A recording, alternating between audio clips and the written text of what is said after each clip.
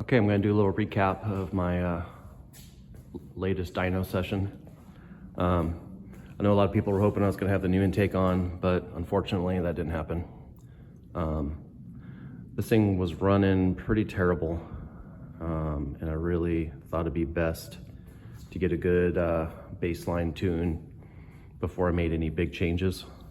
I've also got King of the Hammers coming up in about 45 days or something from now. And I felt like opening up a potential can of worms was a bad idea. So the focus of the dyno session was just to get this thing running correctly. It had big problems in the mid-range. They ran pretty good wide open, but in the rocks and really rarely run wide open, except in the sand dunes or possibly in the desert from time to time at King of the Hammers. So anyway, I just wanted this thing to be running right, and I think I finally found a guy who is I trust and is knowledgeable enough to make this right. So I'm in the Portland, Oregon area, and if anybody's interested, you can find him on Instagram. It's Jet Mobile Dyno Services. Super smart guy, super knowledgeable, super friendly. I mean, just a great time, and he's mobile. So in the video you can see, he brought his dyno into my garage and did it here, which was really cool. So his dyno, he warned me, is pretty conservative numbers wise. The shop where I previously had this dynoed, it made 68 to the wheel, and on this last session, his dyno, it made, I think our highest number was like 52. But he warned me, like, those numbers are pretty similar to his own cars that he's run on different dynos. It's just, his dyno just reads lower than some others. And he's run a performance shop for a long time, and he's told me that dynos can vary sometimes by as big as 20%. And really, the numbers don't mean anything for me. I just want it to run right and to possibly make gains on where it was. And we made a couple horsepower at the top. I think with my old tune, it made it right at 50, and then basically we made 52. But the biggest thing is we filled in the curve a lot. Like the mid-range improved a ton, the drivability improved a ton. And that's what was the most important thing for me right now. So yeah, so now that I have this thing running right, it's gonna be time after hammers to try to make some more power, because it runs pretty decent in the dirt, but it's a 1.3, it's gutless, needs more power. And this thing as it sits right now, it weighs 2,800 pounds. So it's a lot of people think it's light for a race car, but for a Samurai, it's fairly heavy. So people that don't know, maybe haven't seen too much about this, it's basically all Samurai, Samurai frame rails. Just basically pulled the tub off, built, cage and kind of the body structure. It's all 1 3/4 tubing. It's just skinned in plastic, but it's got a Samurai steel hood and cowl. Samurai dash, transfer case. It's got 489 gears. Then I've got a custom built Samurai based axles. They're sidekick rear third members, 513 gears. It's got a TRE 4x4 e-locker in the front, lock right in the back. Soon, hopefully I'll be switching that to an e-locker as well. And yeah, so anyway, the next after hammers, I was getting that intake on. And another issue too is that intake is all port matched for a 1.6 8-valve head that I have, but that head is still at the machine shop. I haven't got it back yet. If you're not aware, the 1.6 8-valve heads have bigger exhaust valves and slightly larger diameter runners, and have potential for more power.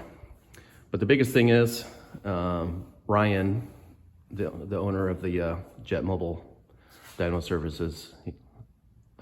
I've had it on my mind doing a turbo, and I bought a turbo for it, and he really set me at ease that like it'll be easy.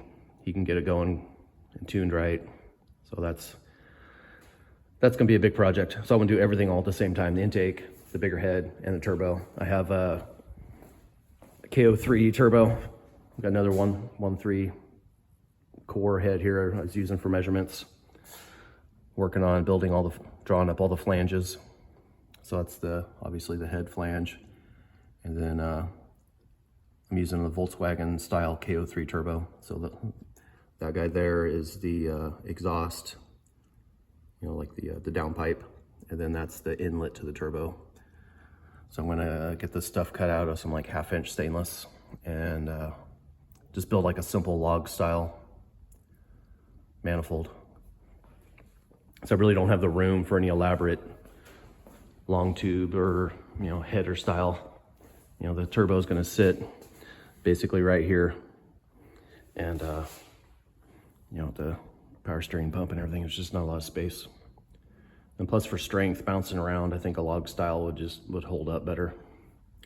And again, I'm not looking to make huge power. Like, this thing's got a stock bottom end. Eventually, I'd like to build another one with some better rods and stuff, but I think if I can make another 25-30 horsepower at the wheels, I'd be happy.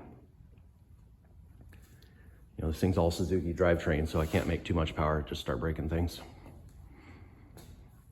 So anyway, I know it's kind of a bummer I didn't get any of the cool parts put on this, but just needed a good baseline before making any huge changes. And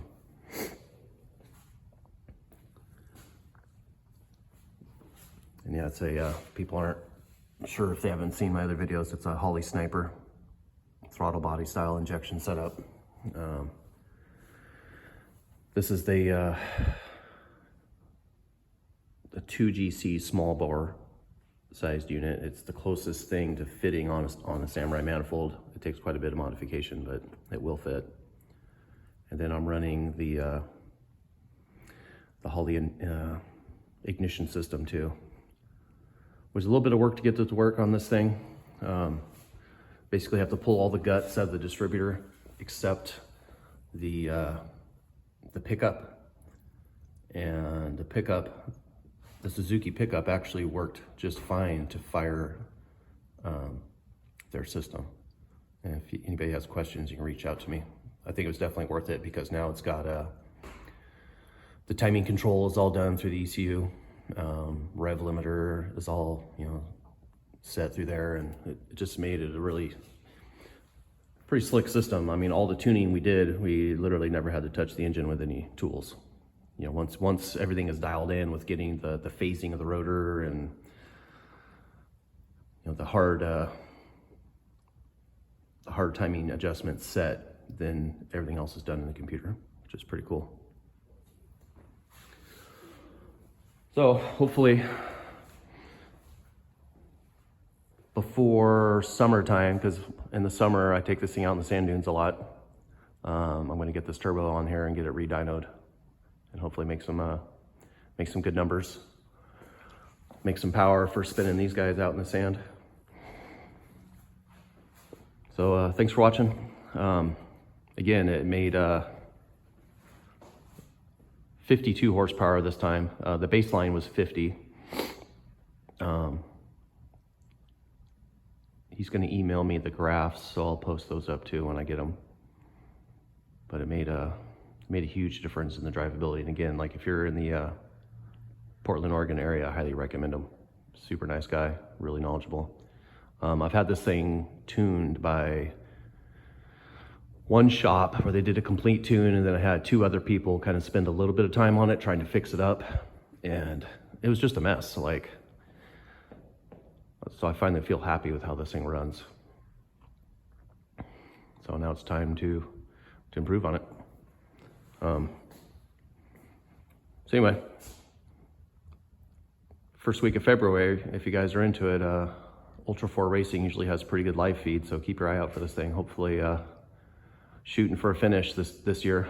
Last year we didn't have any breakage or any problems. We had a rollover, which cost us some time, but we made it 109 out of 156 miles. So I'm hoping this year, if we don't keep it on all four and just keep moving, hoping for a finish.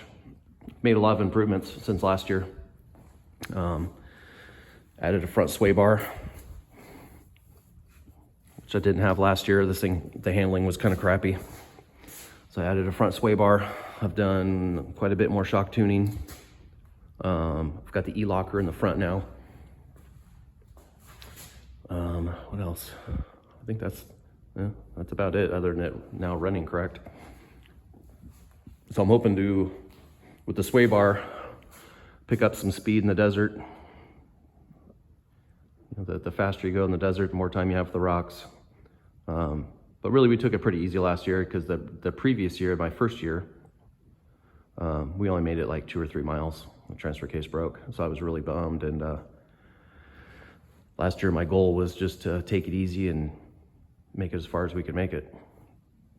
So now this year, I'm gonna push on it a little harder. So hopefully, with any luck, we'll get a Suzuki across the finish line in time. All right, thanks for watching.